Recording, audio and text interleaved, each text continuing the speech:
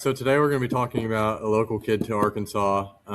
He went to local high school here and ended up at Arkansas State University. He came in, so if you'll see our bottom image here, our bottom video is from June 6th, 2025. The top video here is going to be from December of that same year. So this is about a 6-month progression. In the bottom video, when he initially came in, he was, 90 to 92. Right-hander, super athletic build, has a lot of potential. And then on the top here, coming into this season of 2026, he actually was up to 96 miles an hour. So he made about 3 or 4 mile per hour jump in this 6 to 8 months time period. So we'll just start off with breaking down his initial video here on the bottom. If you'll notice, some of the things that stand out most from my point of view are his YZ transfer back, which we've discussed in other videos. So as a quick, brief recap of what YZ transfer back is the amount of time between peak Z on the back leg, so the top of this green curve here, and peak Y on the back leg, so the top of that red curve there. So it's the amount of time between when these two peaks occur. His being 0.22 seconds is really long, way longer than we would want it to be for a college athlete. Part of the reason that was happening for him is, if you'll notice in his leg lift, there's not really any unload phase here. You can see he weighs, let's say, 210 pounds here. At max unload, he's only unloading to about 144 pounds. That's something that we wanted to improve upon as well to try to increase back leg force production. So he was unloading, less than 70 pounds. From there, you can see that he starts to just tilt straight back, and then he actually gets to peak Z load really early because you can see he comes straight down over his back leg. You can see how his head's kind of over the top of his back knee, and that's going to cause athletes to reach peak Z much earlier than they need to. So from there, he's going to have to push out of his back leg, and as you can see here on his Y back score, which is just peak Y force production on the back leg, so towards second base, you can see his Y back score is very poor for a collegiate athlete.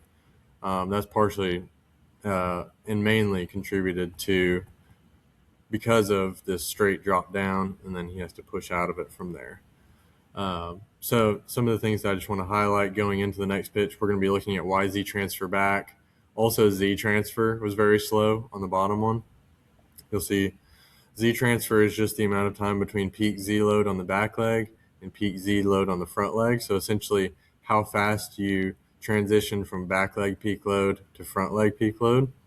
And his being 0.54 seconds was honestly one of the slowest I'd ever seen for a collegiate athlete. So that was something we wanted to address as well. If you'll fast forward with me to December of that year, you'll see all of those metrics that I pointed out improved. You'll see YZ transfer back went from 0.22 to 0.09, really close to where we want it to be. You'll see his Z unload during leg lift is a lot better. So he actually unloads down to 132 pounds. So that comes out to about 80 pounds of unload. And then you'll see things like his Z back score improved a little bit. So Z back score is initially 1.26. We got it up to 1.29. You'll see his Y back score also improved. And that, again, is just peak load towards second base relative to his body weight. A lot of that has to do with the first move, the leg lift, and the drift phase of that initial move. So you'll see here during leg lift, he's unloading while he's moving forward. So a little bit of a move forward there. And then when he actually sits into his back leg, I'll sync these two videos up so you guys can see it a little bit better. When he actually sits into his back leg here, you'll notice the difference in head position. So he's just a little more upright in December versus how he was in June. And that's just going to allow him to sync up his back leg load down and his back leg load towards second base a lot better. And that's going to contribute to player velo increase, Y back score increase, all of those things. You'll also notice because that peak Z load is delayed, you'll see that the Z transfer is also decreased significantly, which is a really good sign. And from there, Obviously, like I said at the beginning of the video, he increased his velocity 3 or 4 miles per hour and was able to pitch this season. So he had a pretty good transformation over that 8-month time period. So from there, we're actually going to go into the NewtForce analytics platform just to show you some of his data over time. So you'll see under all of his timing-based metrics for back leg load, they all improved. So YZ transfer back improved by 37.5%. YZ transfer front, although that's a minuscule number, that's a pretty good improvement right there. Y transfer improved and Z transfer all improved as well. Some other things that I'll point out with him that we also do in our lab here that was kind of instrumental in this whole process is we do DARI functional movement screenings. So DARI is a markerless motion capture system that we're able to do full functional movement screenings through. And then I, along with some of our technical engineers in our company, have created this really cool application here. We can dump the data in and get a really cool baseball specific performance profile. So you'll see here in certain categories, he has scored above average. So in terms of reactive strength, he was in the 72nd percentile, but in terms of force efficiency, he was below average there. And so for each of these 6 categories that we've made up, they drop down into very specific metrics that go into calculating that score there. We also kind of point out the top 3 areas to improve from a baseball standpoint. So this is all based off of baseball specific research. We also have mobility health page. So it's looking at all of his shoulder range of motion.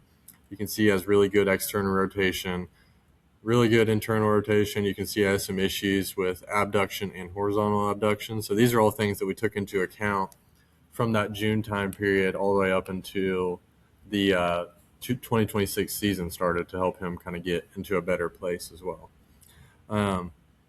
So yeah, we're able to diagnose all of these, and again, like I said, this is all based off of baseball specific research.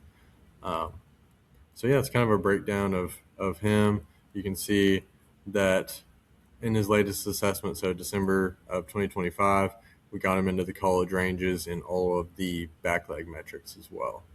ACL impulse score may need a little bit more work, but for the most part, we got some of these base metrics, Y back score, Z back score, into the proper ranges. And then, like I've said in previous videos, I care more about timing than I do peak force output. So you can see that we got all of these timing metrics where we wanted them as well.